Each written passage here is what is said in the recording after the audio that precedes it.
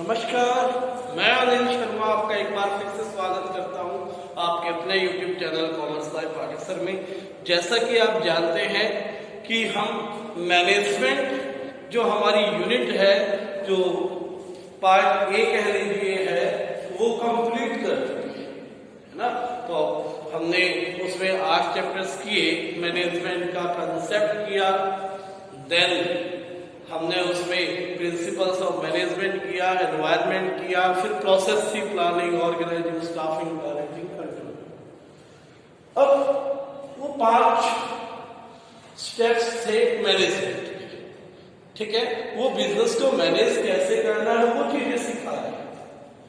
अब 8 चैप्टर्स के बाद आपके सिलेबस में बचे हैं 4 चैप्टर, जिसमें अब जो ये यूनिट रहने वाली है वो है फाइनेंशियल मैनेजमेंट और फाइनेंशियल मार्केट से related. Means we will discuss about the finance in this unit. हम इस पूरी यूनिट में इन अगले 2 चैप्टर्स में फाइनेंस के बारे में डिस्कस कर रहे हैं, ठीक है।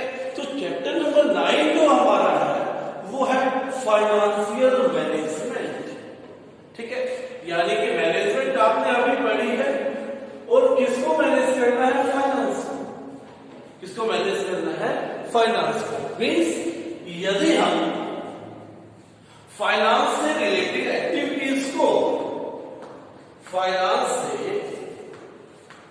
रिलेटेड एक्टिविटीज को, फाइनेंशियल एक्टिविटीज को कह लीजिए मैनेज कर सके।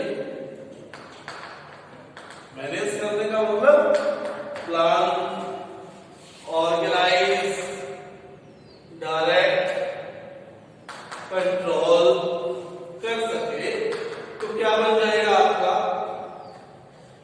फाइनेंशियल मैनेजमेंट बन जाएगा। Means financial management is just planning, organizing, directing, controlling of financial activities, ठीक है। So that we can use our finance effectively and get our results। हमें अपने रिजल्ट्स प्राप्त हो सके, इतने अच्छे से क्या कर सके, हम फाइनेंस को यूज कर सके। तो यही क्या है? फाइनेंशियल मैनेजमेंट है, ठीक है। फाइनेंशियल मैनेजमेंट क्या है? फाइनेंस से रिलेटेड सभी एक्टिविटीज को प्रॉपर मैनेज करना, यानी कि प्लान करना, ऑर्गेनाइज करना, डायरेक्ट करना, कंट्रोल करना, यही क्या है? Financial management. अब देखिए, फाइनेंशियल मैनेजमेंट में हमने मैनेज करना है फाइनेंस, तो फाइनेंस को मैनेज करने के बारे में जब भी बात आएगी तो हम देखेंगे कि where should we use the finance. Usage of the finance हमने देखना है कि फाइनेंस का यूज कहां होगा, ठीक है। और फाइनेंस का यूज जहां होगा वो हमारे डिसीजंस पे डिपेंड करता है। एक मैनेजमेंट कितने अच्छे डिसीजन लेती है वही डिपेंड करता है कि फाइनेंस का कितना अच्छे से मैनेज हो सकता है, ठीक है। फाइनेंस का यूज हमें किस लिए चाहिए? फाइनेंस की रिक्वायरमेंट हमें किस लिए?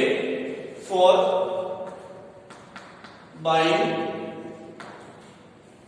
प्लांट मशीनरी, प्लांट और मशीनरी को बाय करने के लिए इसकी रिक्वायरमेंट रहती है ना। यानी कि कैपिटल जो हमारी इन्वेस्टमेंट है उसके लिए जरूरत रहेगी, और करंट एसेट्स को, यानी कि वर्किंग कैपिटल के लिए फाइनेंस की जरूरत पड़ने वाली है। प्रॉफिट्स को मैनेज करने के लिए फाइनेंस की जरूरत पड़ने वाली है। प्रॉफिट्स मैनेज करने ना, प्रॉफिट डिस्ट्रीब्यूट करने, मैनेज करने का मतलब प्रॉफिट डिस्ट्रीब्यूट करने। और किसकी जरूरत पड़ेगी? Finance. From where finance, from where we get finance. कहां से फाइनेंस आए ये भी डिसाइड करें। इन 4-5 चीजों का हमें पता लग जाए तो we are doing financial management, ठीक है। क्लियर हो गई? इन चारों चीजों के अराउंड हमारा पूरा का पूरा चैप्टर जो है घूमने वाला है। क्लियर है? मतलब सिंपल बात, फाइनेंस आएगा कहां से, फाइनेंस जाएगा कहां, उस फाइनेंस का यूज कितने इफेक्टिवली करो, यही देखना क्या है, फाइनेंशियल मैनेजमेंट। समझने के लिए आप ये देखिए कि आपके परिवार की इनकम आती कहां से है, आप उसको लगाते कहां हो, उसको कितने अच्छे से यूज कर रहे हो, वो आप मैनेज कर रहे हो, सिंपल।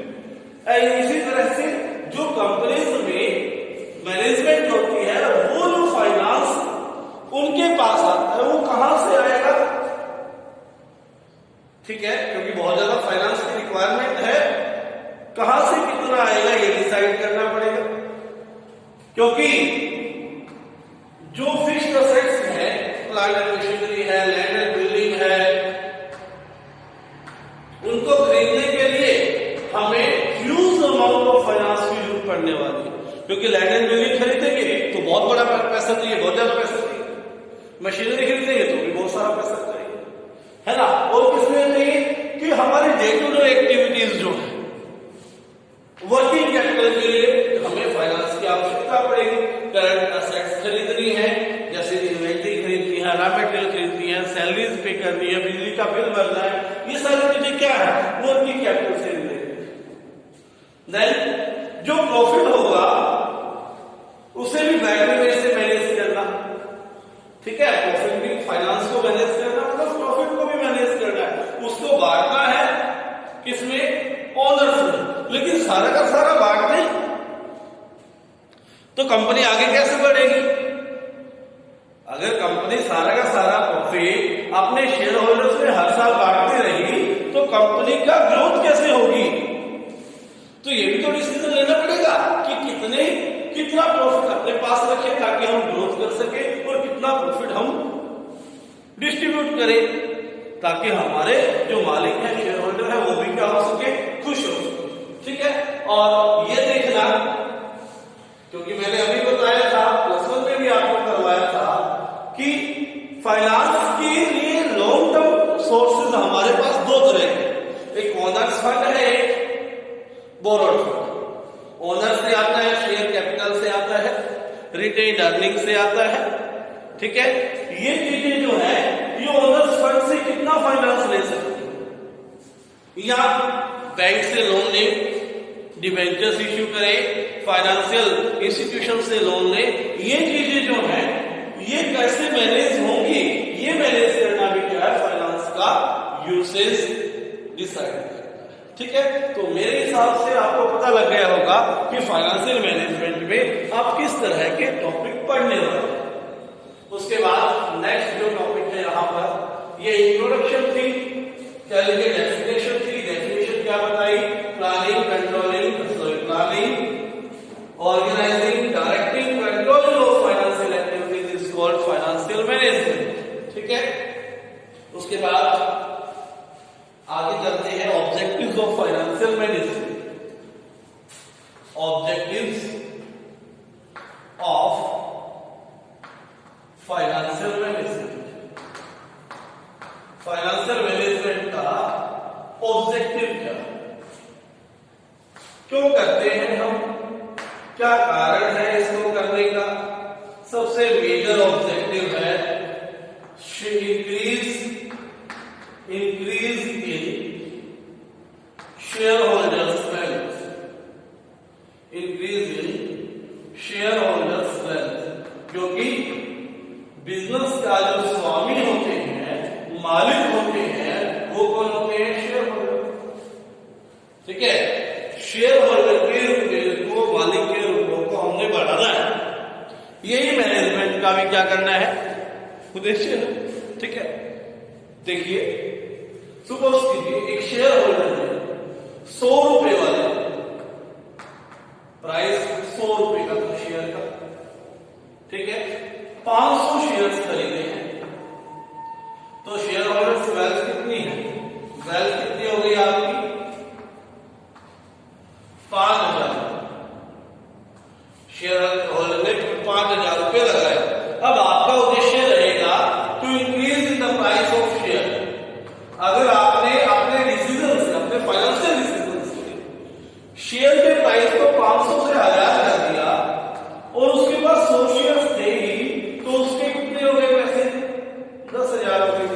वेल्थ क्या होगी, इंक्रीज होगी। ये मेजर ऑब्जेक्टिव है जिसको ध्यान में रखकर सभी फाइनेंशियल डिसीजंस लिए जाएंगे। ठीक है, other objective of financial decision. ठीक है, दूसरा क्या है, other objective of financial decision. Other objective में देखेंगे ensuring adequate availability of finance,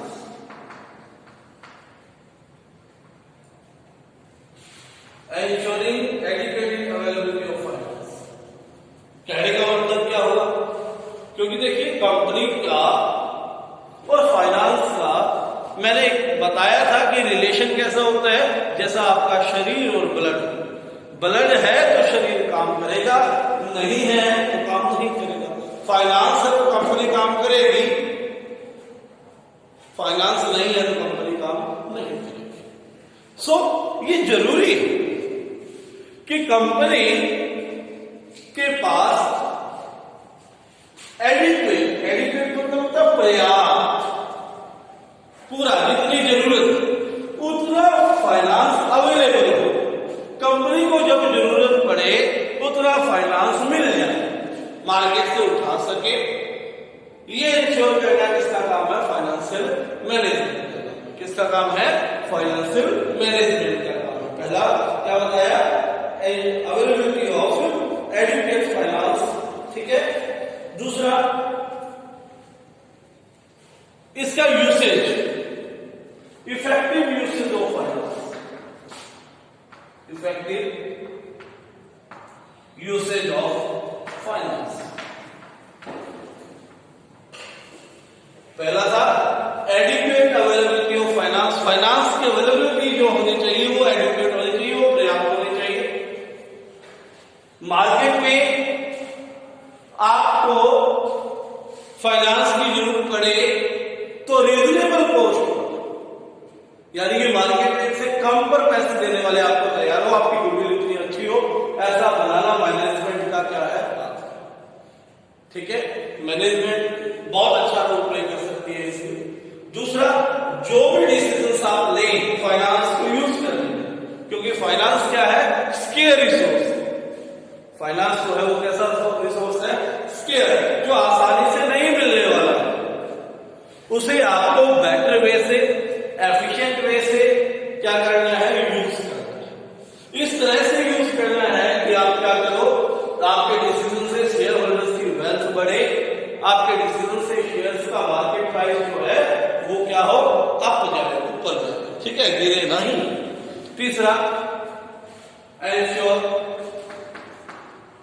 security of funds, security of finance. अब फाइनेंस क्या होता है, यदि आप उस फाइनेंस को आइडल रखें, ठीक है, मान ली आपने आज 1 लाख रुपया रखा, अलमारी में रख दिया, 2 साल बाद निकालोगे, क्या वो 1 लाख होगा? मॉनेटरी वैल्यू जरूर 1 लाख हो सकती है, लेकिन रियल वैल्यू कम हो जाएगी, क्योंकि तब तक चीजों के दाम क्या हो चुके होंगे, बढ़ चुके होंगे। ठीक है, इसका मतलब तो आपने अलमारी में रखकर वो 1 लाख रुपए कम कर दिया। वही काम मैनेजमेंट के सामने है कि फाइनेंस को आइडियल नहीं रखना, इस तरह से यूज करना है कि वो कम ना हो, उसके लॉस ना हो, सिक्योर रखें। ठीक है ना, अपने फाइनेंस को क्या ना होने दे, कम ना होने दे, उसमें लॉस में जाकर फाइनेंस जो है हमारा खराब ना हो, वेस्टेज ना हो। ठीक है, उसे री इन्वेस्ट करते जाए, सेफ्टी रखें फाइनेंस की, कि फाइनेंस जो है आपका क्या नहीं होना चाहिए, उसकी वैल्यू कम नहीं होनी चाहिए। तो ये थी मैनेजमेंट क्या है और मैनेजमेंट के ऑब्जेक्टिव्स क्या है। ठीक है, मेजर 3 ऑब्जेक्टिव्स हम बताएंगे। फाइनेंशियल डिसीजंस जो हैं किस तरह से लेते हैं वो आने वाली वीडियोस में ये चैप्टर कवर करेगा। आज के लिए इतना ही, धन्यवाद। ठीक है, और इस चैनल पर जितने भी वीडियोस आपसे रिलेटेड है सारे देखकर नोटबुक तैयार कर लीजिए। बहुत जल्दी एग्जाम आएगा और एग्जाम के आपको एक साथ नोट्स की आवश्यकता है। यदि अभी तक आपने ऐसा नहीं किया है तो इसे जरूर करें, और इसके अलावा चैनल सब्सक्राइब नहीं किया, चैनल को सब्सक्राइब करें और इस वीडियो को लाइक करके सभी प्लेटफॉर्म पर इसे शेयर करें। धन्यवाद।